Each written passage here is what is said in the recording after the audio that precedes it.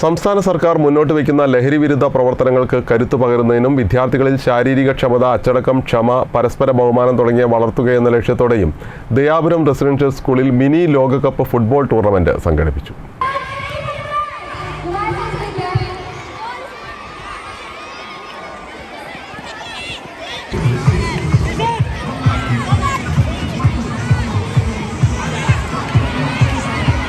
സംസ്ഥാന സർക്കാരിന്റെ തൂഫാൻ ഗോൾസ് ലഹരി വിരുദ്ധ പദ്ധതിയോട് ഐക്യദാർഢ്യം പ്രഖ്യാപിച്ചാണ് ദയാപുരം റെസിഡൻഷ്യൽ സ്കൂളിൽ മിനി ലോകകപ്പ് ഫുട്ബോൾ ടൂർണമെന്റ് സംഘടിപ്പിച്ചത്. ടൂർണമെന്റിൽ പോർച്ചുഗലാണ് കിരീടം നേടിയത്. ആവേശം നിറഞ്ഞ ഫൈനലിൽ ഇംഗ്ലണ്ടിനെ എതിരില്ലാത്ത 3 ഗോളുകൾക്ക് തോൽപ്പിച്ചാണ് പോർച്ചുഗൽ ജേതാക്കളായത്. പോർച്ചുഗലിനായി അയാൻ മുനീർ ഹാട്രിക് നേടി.